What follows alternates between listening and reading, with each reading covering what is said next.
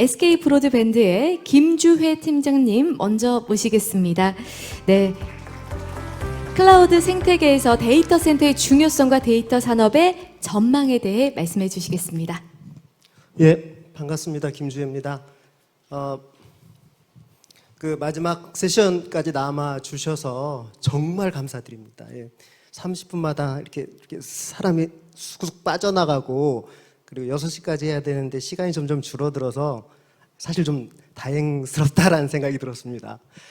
여태까지 했던 것들은 다 이제 클라우드 관련된 내용이었기 때문에 아마 저도 이런 그 전시회나 박람회 그다음에 이런 데 와 보면 뭐 비슷비슷한 이야기들을 이제라고 생각해서 중간에 나가기도 하고 그렇긴 한데요. 예, 끝까지 남아 주셔서 정말 잘하셨습니다. 왜냐하면 저는 클라우드 얘기를 하려고 하는 게 아니라 데이터 센터 이야기를 하려고 그럽니다. 그래서 혹시나 아직 학생들 혹시 남아 계신 분들 계시나요? 예, 정말 잘 남아 있었습니다. 왜 그러냐면 제목 자체가 난생 처음 들어보는 데이터 센터 이야기이기 때문에 굉장히 쉽습니다. 그래서 한 20-30분 동안 한번 진행해 보도록 하겠습니다. 예, 데이터 센터가 뭐냐면 이 보시는 화면은요, 감자 창고입니다. 예, 감자 창고 보면 감자 창고라 하면 감자를 잘 저장하는 건축물 뭐 이렇게 우리가 알 수 있잖아요. 그래서 감자를 잘 저장하려면 저렇게 이제 나무 괴짝 우든 박스라고 합니다. 우든 박스에다 감자를 집어넣고 그다음 이제 온도와 습도를 적절하게 유지하면 감자가 오랫동안 신선하게 저장할 수 있습니다. 그러면 뭐 포테이토 칩도 뭐 만들고 그런 원료로 쓰는 거죠. 감자 같은 경우에는 온도가 한 10도 전후, 그 다음에 습도는 한 80%, 상대 습도 80% 정도 이렇게 유지하면 감자를 오래 잘 저장할 수가 있습니다. 그럼 데이터 센터는 뭐냐면 데이터를 잘 저장하는 곳입니다. 데이터를 잘 저장하는 곳인데 데이터라는 것 자체가 눈에 보이지가 않죠. 예, 클라우드 계속 앞 세션에서도 마찬가지로 좀 굉장히 클라우드 보면 좀 개념적인 이야기들을 하고 있는 거죠. 논리적이고 개념적인 얘기를 하는 겁니다. 왜냐하면 데이터가 보이지 않거든요. 데이터는 서버라는 장비에 저장되어 있습니다. 우리가 보는 것은 데이터를 보는 게 아니라 서버를 봅니다. 그래서 데이터 센터는 데이터를 저장하는 것이긴 하나 서버를 저장하는 거죠. 데이터가 들어있는 서버를 저장하는 곳입니다. 그러면 이 서버는 뭐가 필요하냐면 똑같이 감자처럼 이 서버도 온도와 습도가 필요합니다. 적정한 온도와 습도가 있어야 서버가 일을 잘 할 수 있습니다. 서버가 일을 잘한다는 것은 서버가 돈을 벌어준다는 뜻입니다. 서버 주인한테. 서버가 일을 잘할 수 있는 조건이고요. 더군다나 거기에다가 감자는 전기가 필요 없는데 이 서버는 전기가 있어야 일을 합니다. 그래서 전기를 잘 넣어줘야 되고요. 또 이 네트워크, 인터넷이 있어야 돈을 벌 수가 있거든요. 그래서 서버한테 필요한 것은 서버를 잘 저장하려면 온도와 습도가 있고 그 다음에 전기와 인터넷이 필요합니다. 이 이야기를 한번 해보려고 합니다. 그런데 서버를 잘 저장하기 위해서는 서버가 뭔지를 잘 알아야겠죠. 대상물에 대해서. 서버에 대해서 좀 알아야 됩니다. 서버 굉장히 많이 듣고 있어서 알 것 같기도 하고 뭐 모를 것 같기도 하고 그냥 컴퓨터 아니야? 이렇게 생각할 수도 있고 뭐 PC랑 똑같은 거 아니야? 이렇게 생각하실 수 있는데 약간 다릅니다. 같은 것도 있고 다른 점도 있는데요. 보시면 뭐 하드디스크, CPU, 메모리, 뭐 OS 이런 거는 서버나 PC나 다 있어요. 똑같이 있습니다. 똑같이 있는데 다른 점은 이제 보통 그 하는 일이 다릅니다.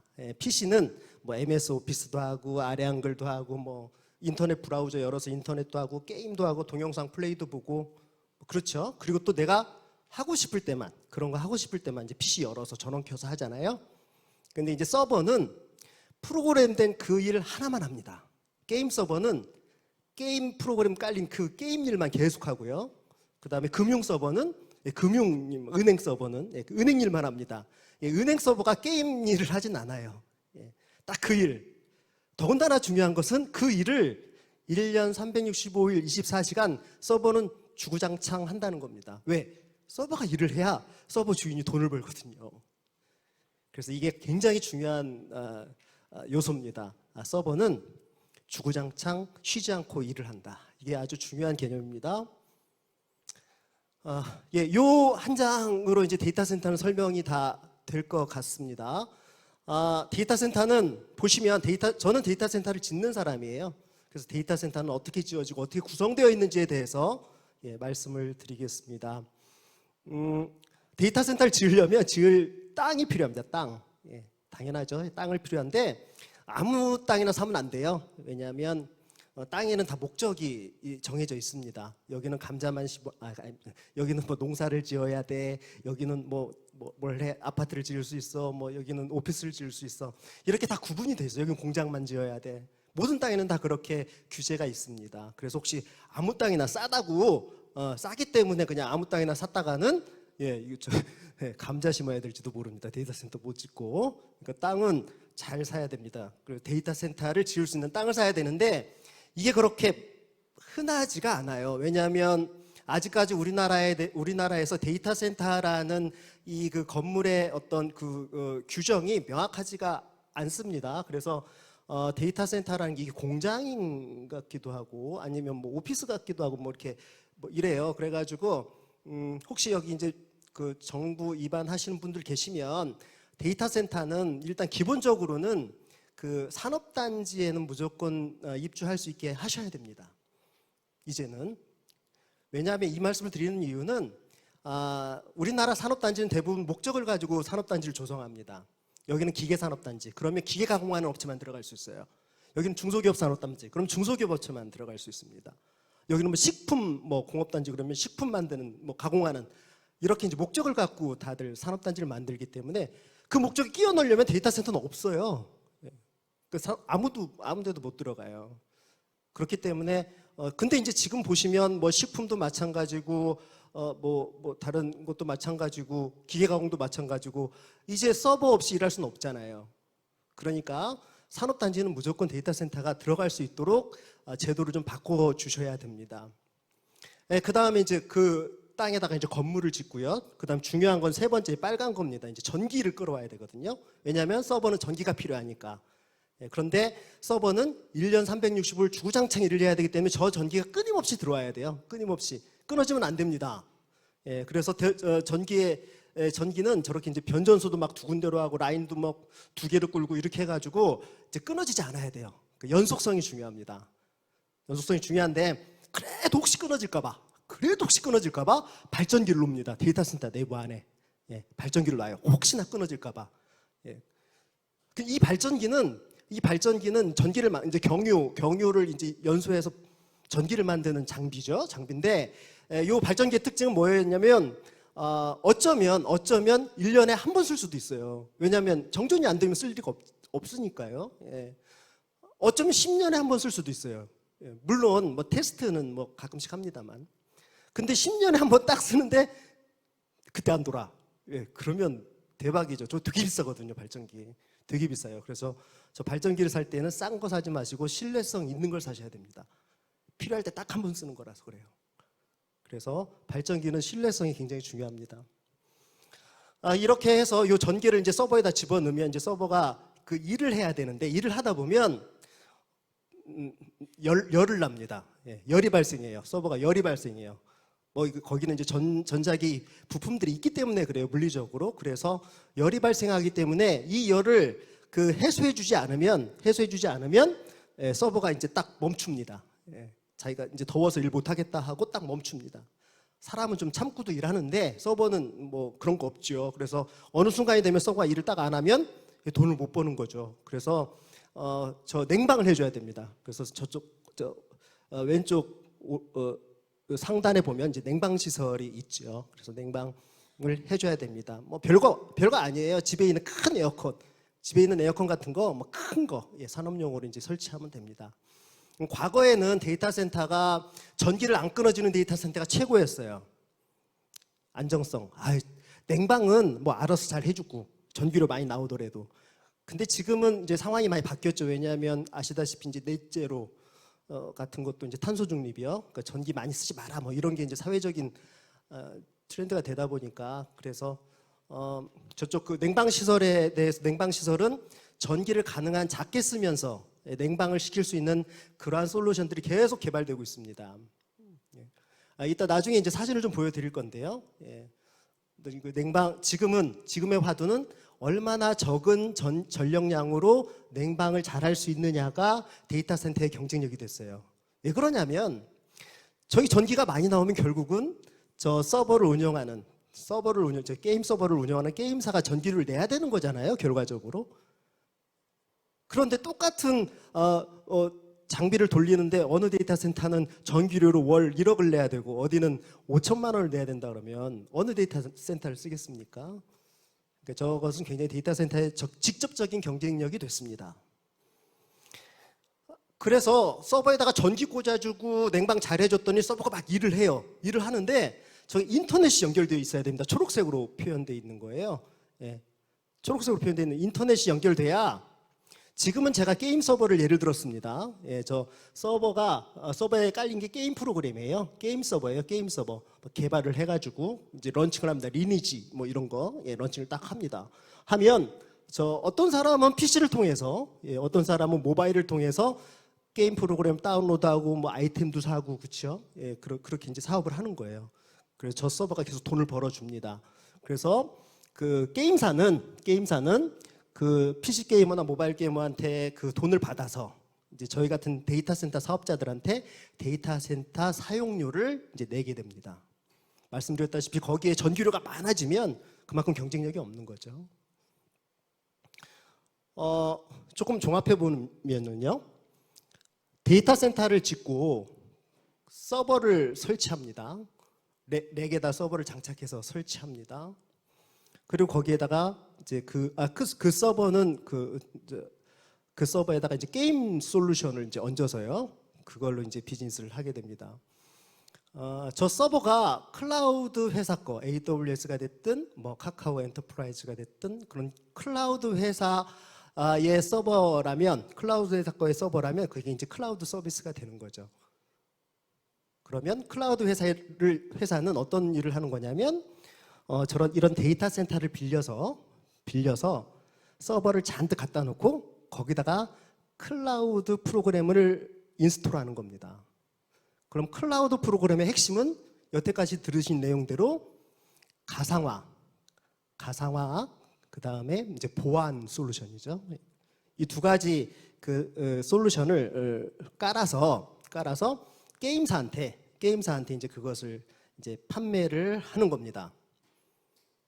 그러니까 클라우드만 가지고 본다면 아무런 일도 일어나지 않아요. 클라우드까지만 끝난다면 그 클라우드 자원을 이용해서 게임사는 게임 산업을 하는 겁니다. 제 핸드폰에 보면 삼성증권 앱도 있습니다. 아니요, SK증권 앱이 있습니다. SK증권 앱이 있는데 이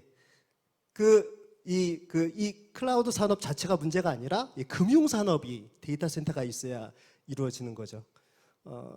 티맵도 있고요. 그다음에 카카오 택시도 있죠. 운송 산업도 이 데이터 센터가 있어야 일어날 수 있습니다. 앞에서 클라우드 산업을 하면서 이제 여러 가지 다양한 산업군이 있잖아요. 그런 산업군들이 물론 클라우드 기반의 그런 그 자원을 쓰지만 그 기저에는 데이터 센터가 있어야 된다는 겁니다. 제가 말씀드리고 싶은 것은 데이터 센터는 클라우드 서비스, 더 나아가서는 IT 서비스의 인프라라는 말씀을 드리고 싶어서 그럽니다. 여러분, 인프라가 어떤 겁니까? 인프라는 첫 번째 인프라의 특징은 돈이 되게 많이 들어간다. 초기에. 그리고 조금씩 삥 뜯는 거, 이런 개념이잖아요. 그렇죠? 고속도로 겁나 많이 투자해가지고 고속도로 만들어 놓고 통행료 이렇게 한 사람씩 받는 거잖아요. 그런 비즈니스이고요. 인프라는 해야 되나 말아야 되나 그런 차원이 아닙니다. 해야 되는 겁니다. 왜 그러냐면 대부분의 이제 데이터 센터에 대해서 뭐 이렇게 이제 지자체 높으신 분들 만나면 오해하시는 분이 그거 있어요. 데이터 센터가 고용 창출이 안 되잖아, 이런 말씀 하십니다. 굉장히 섭섭해서 제가 드리는 말씀은 인프라 산업이기 때문에 그렇습니다. 부산의 경부고속도로가 뚫렸을 때 도로공사 직원 뭐 몇 명이나 될까요? 부산시에 근무하는. 그렇지만 고속도로 때문에 항만 산업이 발전하고요. 고속도로 때문에 관광 산업이 발전하잖아요. 저는 그 KTX 때문에 가장 수혜를 본 도시가 부산이라고 생각해요. 부산이 수도권에서 시민적으로 굉장히 많이 가까워졌어요. 그 타이밍에 맞춰서 해운대를 잘 개발하셔서 지금 부산을 접근성이 너무 좋아가지고 이 부산 어떻게 보면 관광 산업도 굉장히 많이 발전됐잖아요. 인프라 산업은 그 산업 자체가 아니라 그 후방 산업이 굉장히 발전하게 되는 주춧돌이 됩니다. 그러니까 데이터 센터에 몇 명 근무해라는 그건 좀 낮은 수준의 질문이죠. 데이터 센터 내에서 몇 명이 근무해 그건 아니고요. 데이터 센터로 인해서 창출되는 산업의 고용 효과가 훨씬 더 크다는 말씀을 드리는 겁니다. 물론 클라우드를 이용해서 클라우드 서비스를 이용해서 창출되는 효과도 뭐 더 시너지가 있는 거겠죠. 이 게임사는 사실은 자기네 직접 그 물리적인 서버를 자기네 서버를 그냥 사도 돼요. 클라우드 안 쓰고 그래도 돼요. 근데 이제 게임사가 클라우드를 쓰는 이유는 대박 날지 쪽박 날지 모르잖아요. 이 게임이 자기는 재밌다고 만들었는데 뭐 남들이 다 그렇게 생각하나? 쪽박 날 수도 있죠. 그래서 대박 날 줄 알고 모든 사업은 그렇게 하는 거니까 대박 날 줄 알고 서버를 100대를 샀어요. 그래서 딱 런칭했는데 쪽박이 났어요. 한 대만 있으면 돼. 그럼 99대 어떡할 거예요, 그거. 이미 다 산 걸. 그렇기 때문에 클라우드를 쓰는 겁니다. 왜냐하면 클라우드는 가상화를 통해서 내가 필요한 서버 자원을 뭐 늘렸다 줄였다 하기에 굉장히 편하니까요. 그런데 이제 사실은 그런 게임사들도 멈칫멈칫했죠, 처음에는. 왜냐하면 보안 때문에 그랬습니다. 보안. 네. 뭐 서버를 같이 써? 굉장히 이거 취약하잖아, 보안에. 그래서 걱정을 굉장히 많이 했어요, 처음에. 갈까 말까 했는데요. 지금은 이제 그런 걱정은 안 하는 단계까지 온 건 같습니다. 그 데이터 센터는 인프라라는 개념을 보시고,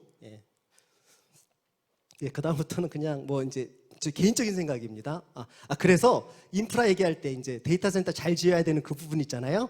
이 말은 꼭 하고 가려고요. SK 브로드밴드가 국내에서는 데이터 센터 제일 잘 짓습니다. 경쟁력 있게. 데이터 거래를 말씀드리겠습니다. 데이터는 뭐 이건 제 생각입니다. 데이터가 거래가 될까요? 앞으로? 저는 데이터가 거래가 될 거라고 생각합니다. 어떤 형태로든 데이터는 거래가 됩니다. 거래가 된다는 것은 데이터가 가치가 있다는 얘기죠. 어떤 식으로든 싸든 비싸든. 평화시장 가면요, 동대문 시장 가면 옷을 근수로 팝니다. 근수로, 킬로그램 단위로. 옷을 진짜예요. 근데 그렇게 파는 옷도 있지만 백화점에 서 있는 옷 같은 거 있잖아요. 마네킹 입고 있는 옷. 그건 근수로 팔 수가 없잖아요. 킬로그램 단위로 팔 수가 없잖아요.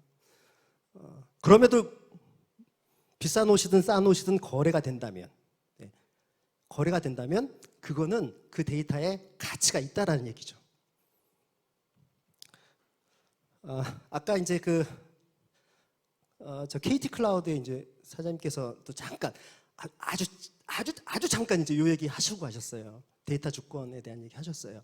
뭐 데이터 영어로 하면 데이터 소버린, 데이터 주권입니다. 만약에 데이터 가치가 있단 말입니다. 가치가 있다고 한다면 데이터를 많이 갖고 있는 나라는 더 가치 있는 걸 많이 갖고 있겠죠. 근데요, 그 데이터가 불행인지 다행인지 서버 형태로 저장이 됩니다. 근데 그 서버는 데이터 센터 안에 있어요. 그럼 데이터 센터를 많이 경쟁력 있게 지으면 그 안에 있는 데이터가 가치가 있다고 한다면 그 나라는 부강한 나라가 될 겁니다. 데이터는 지금은 이제 해저 케이블, 이제 외국 간의 데이터가 나갈 때에는 해저 케이블을 이용하거나 아니면 이제 위성 통신을 이용하거나 둘 중에 하나입니다. 해외로 나가는 것은. 근데 만약에 데이터가 국가 간의 거래가 발생한다면 해저 케이블이나 위성을 통해서 나갈 건데 만약에 데이터가 정말 가치가 있다면 관세를 받을 수도 있겠죠. 이건 뭐 안 일어날 수도 있어요. 제 생각입니다. 주권이 있다면, 데이터 가치가 있다면 그럴 수 있습니다. 다시 말씀드리지만 그 데이터는 데이터 센터의 서버 형태로 저장되어 있습니다.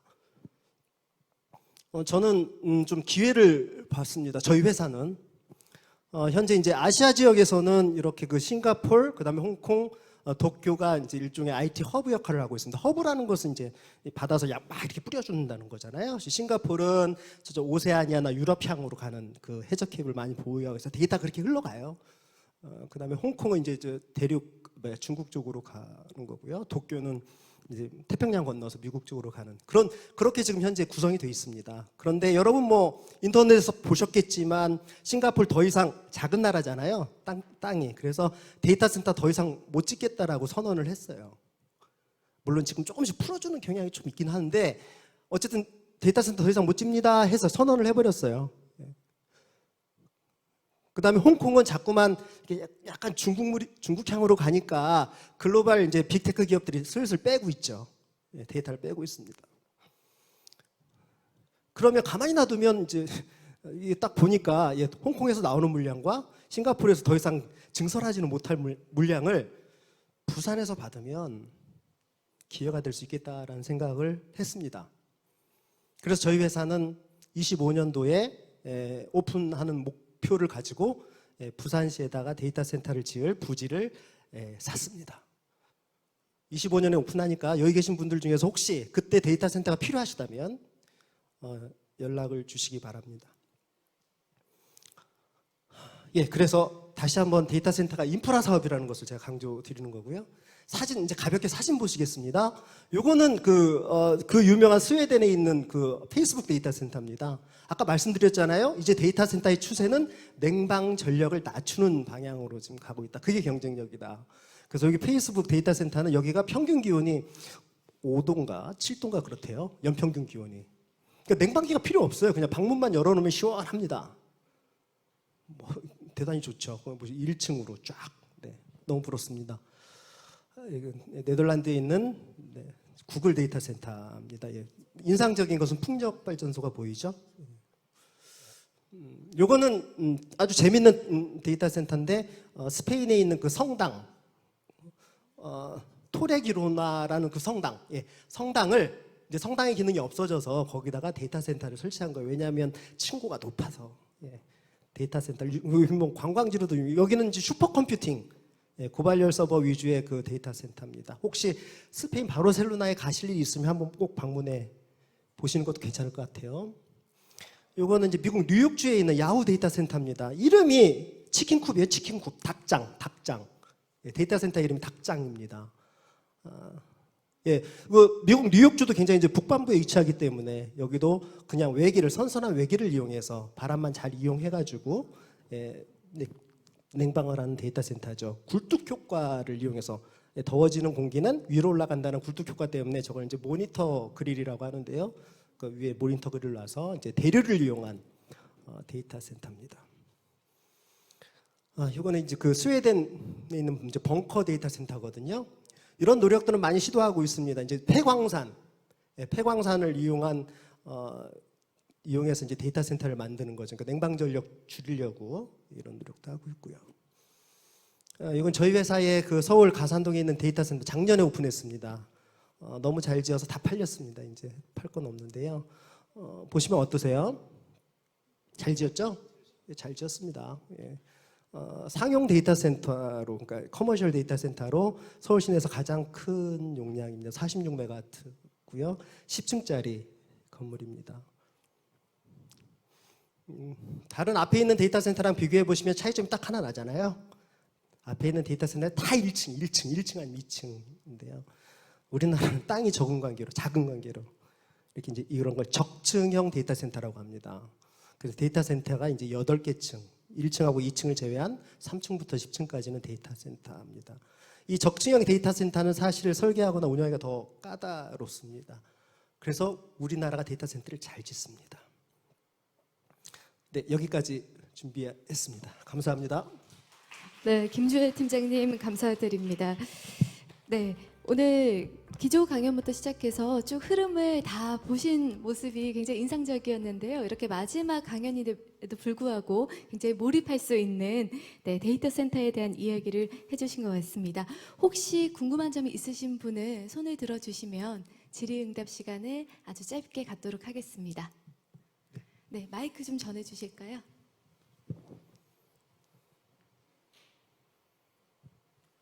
데이터 센터 구축 시에 님비 현상으로 고생하신 사례가 있으십니까? 굉장히 많습니다. 예. 지금 이제 데이터 센터 이제 인터넷에 치시면 데이터 센터 반대, 뭐 주민 뭐 집단 뭐 데모 이런 것들이 많이 나옵니다. 데이터 센터가 유해하다는 거죠. 주민들 입장에서는. 예, 크게 두 가지인데요. 하나는 소음입니다. 소음. 예, 하나는 소음이고 또 하나는 전자파입니다. 그럼 소음은 나냐? 우리나라는 환경부에서 정하는 그 지역마다 이제 소음 그 양이 있죠. 데시벨이 있는데 물론 저희들은 적법하게 하고 있습니다. 적법하게 하고 있는데 일단 밤에는 자야 되는데 기계도 자야 되는데 오피스도 불이 꺼져야 되는데 데이터 센터는 밤에도 돈다. 그게 기분 나빠요. 그냥 보이고. 예, 그 민원 하나 있고요. 전자파입니다. 전자파는 이건 너무나 이제 많이 이제 증명이 돼서 사실은 이야기거리가 안 되는 거거든요. 우리나라에서는 한 800mHz 정도 이제 전자파가 그러니까 규제 대상입니다. 근데 측정해 보면 뭐 5%도 채 넘지 않습니다. 만약에 전자파가 문제가 있고 전자파 때문에 암이 생긴다면 그 안에서 근무했던 한 20여 년간 근무했던 우리 직원들은 뭔 일이 나도 났어야죠. 근데 수치적으로도 사실은 안 됩니다. 그런데 그럼에도 불구하고 주민들은 굉장히 반대를 하죠. 여러분들 아시겠지만 네이버가 그 용인 공세동에다가 이제 대규모 부지로 해서 데이터 센터를 추진할 계획을 세웠지 않습니까? 그런데 이제 공세동 주민이 이제 반대를 해서 그걸 돌렸습니다. 포기를 하고 전국에다가 이제 입찰을 했죠. 일종의 공모를 했습니다. 그랬더니 136개 지자체가 우리 동네에다 데이터 센터 지어주세요 하고 이제 신청을 했어요. 150몇 개인가. 그래서 결과적으로 심사를 해서 네이버가 이제 세종에 현재 짓고 있죠. 예.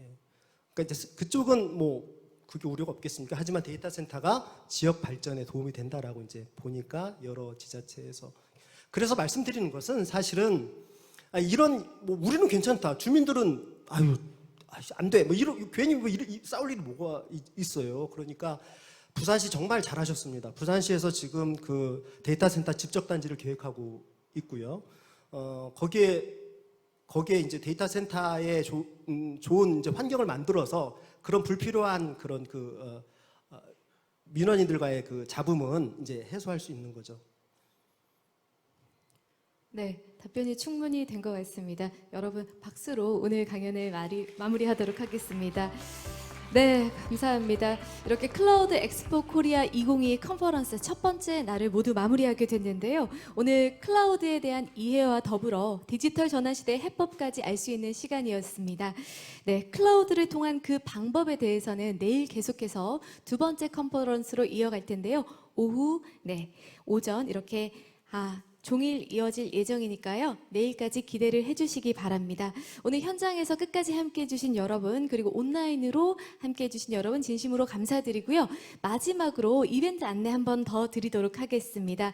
현장에 계신 분들께서는 퇴장하실 때 꼭 QR코드를 체크해 주시고 또 온라인과 오프라인 계신 모든 분들께서도 QR코드를 통해서 설문에 참여를 해주시면 저희가 커피 쿠폰을 보내드리도록 하겠습니다. 그리고 입구에 들어오실 때 그리고 퇴장하실 때 아이디 카드로 QR코드를 확인해 주신 분들께는 갤럭시 워치 그리고 일리커피 머신 그리고 신세계 상품권을 전해드릴 수 있도록 행운의 주인공이 되시도록 저희가 노력해 보겠습니다. 네, 여러분 클라우드 엑스포 코리아 컨퍼런스 첫 번째 날 모두 행사를 마치겠습니다. 함께해 주신 여러분 고맙습니다.